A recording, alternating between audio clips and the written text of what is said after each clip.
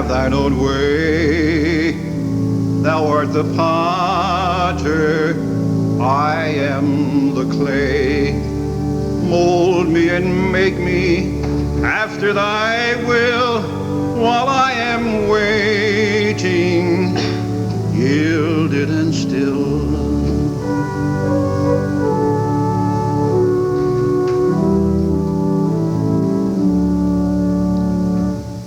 Have thine own way, Lord, have thine own way. Search me and try me, Master, today. Whiter than snow, Lord, wash me just now, as in thy presence humbly I bow.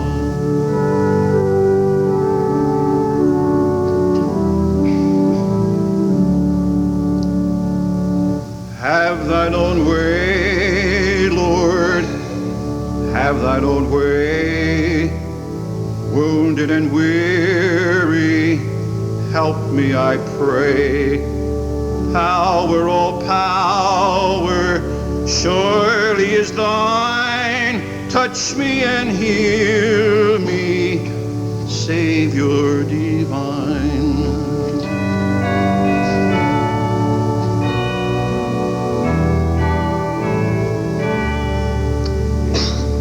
Have thine own way, Lord, have thine own way. Hold for my being absolute sway. Fill with thy Spirit till all shall see Christ only always living in me.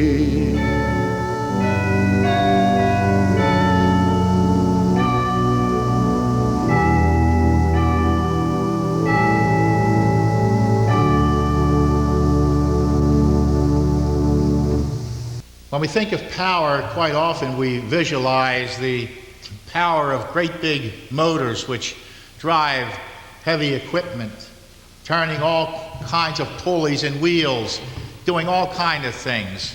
Or the power that lies in the big engines which drive the steamships across the seas. Or the power that we find in a steam or a diesel locomotive as it pulls car upon car along the tracks, moving from one destination to another.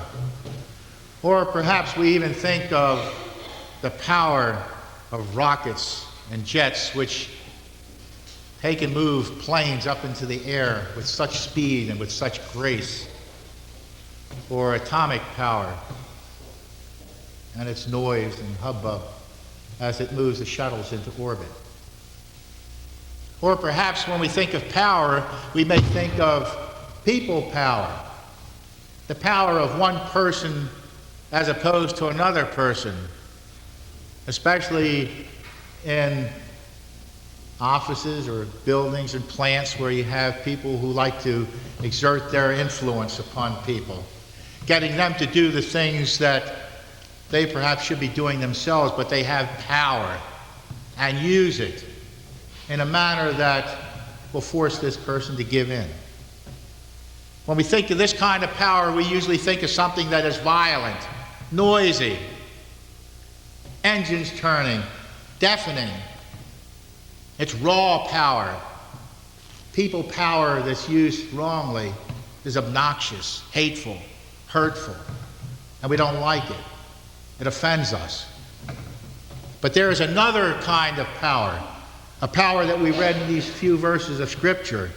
It's word power. Power that comes from the words we speak, the power of the words of Scripture, and how it is used. With us who call ourselves Christians, our words are so frequently words which are soft-spoken, kind, and gentleness. These are the kind of things that we possess in our hearts. But above all that even, we have something that's even greater, a power to love. not only those who we have a close relationship with, but those who we perhaps may not even know. But when the time comes, we are able to express love and concern for these people. That's another kind of power. A power that can and has literally changed the world. 2,000 years ago, things changed with the coming of Jesus Christ upon this earth. And that world is still changing to this very day. This is the power of Christians. This is Christ's power that each of us have in our own hearts and our souls and our minds. A power that comes about because of our reverence for Jesus the Christ. Kiss today goodbye.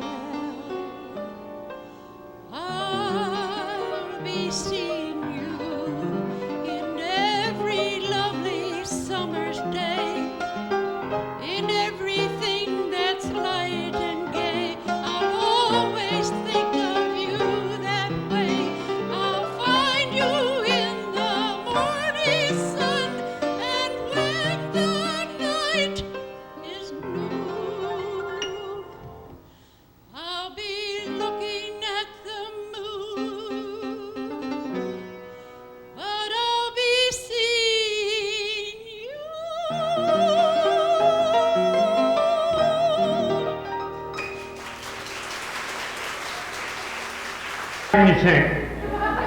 This is for the kids in the audience. I'm very sincere. No joshing. It's entitled Hooey Gooey. Hooey Gooey was a worm, a mighty worm was he. He crawled along the railroad track, the train he did not see. Hooey Gooey.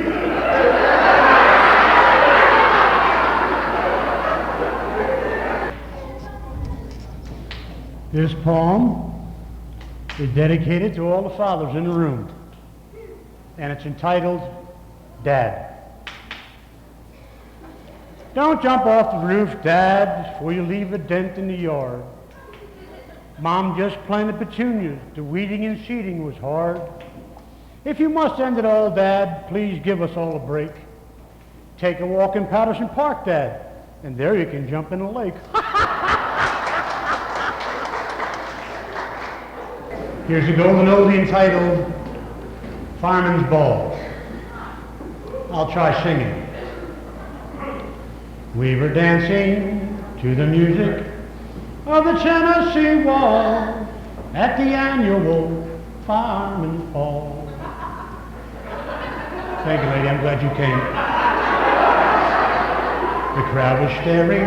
My girl was wearing at the annual ball a newspaper dress, that was all.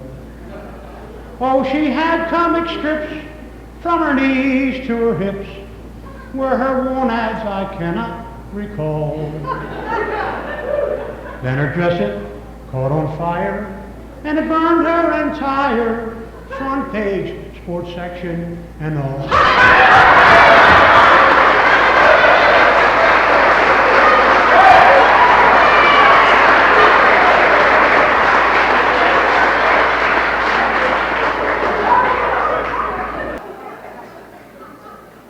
Poetry Corner entitled As I Awoke, writ by Jim Stinchcomb by hand. As I awoke this morning, when all good things are born, a robin perched upon my sill to signal the coming morn. The robin was fragile, young and gay, and so sweetly did he sing, that thoughts of joy and happiness within my heart did ring. I listened to the cheerful tune, then in a moment's lull, I gently closed the window and crushed the robin's skull.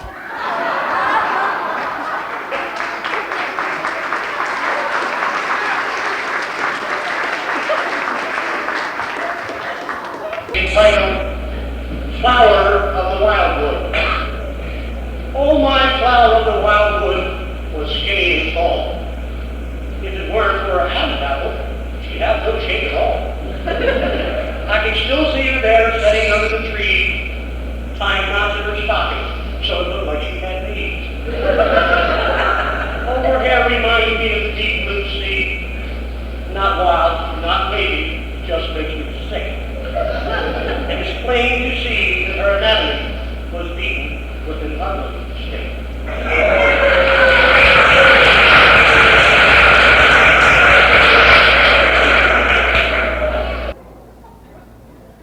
Here's a letter my mother sent me when I was in the Army.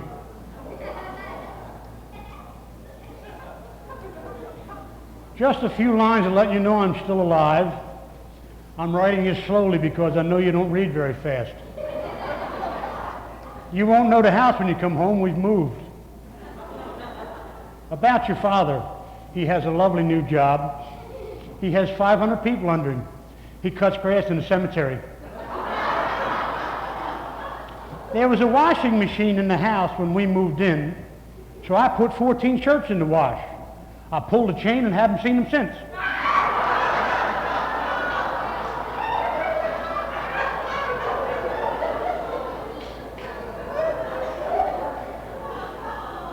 Your sister Mary had a baby yesterday. I don't know if it's a boy or a girl, so I don't know if you're an uncle or aunt. Your Uncle Dick drowned last week in Nevada whiskey in Dublin Brewery. His workmates tried to save him, but he fought them off valiantly. We cremated his body. It took 3 days to put the fire out. Your father didn't have too much to drink at Christmas. I put a bottle of castor oil in his pint of beer, and it kept him going till New Year's Day.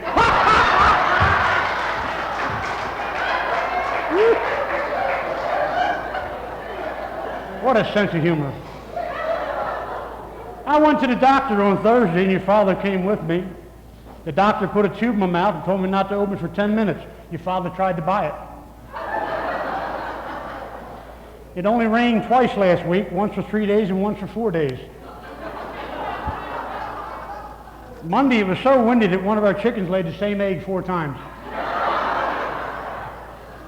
We had a letter from the undertaker yesterday, and he said, If the last installment is not paid on Grandma in 7 days, up she comes. Your loving mother. P.S. I was going to put $10 in this letter, but I closed it already and sealed it.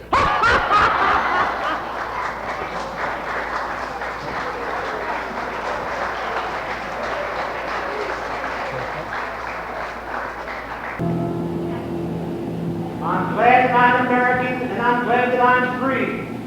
I wish I were no doggy and no inhabitants were a tree.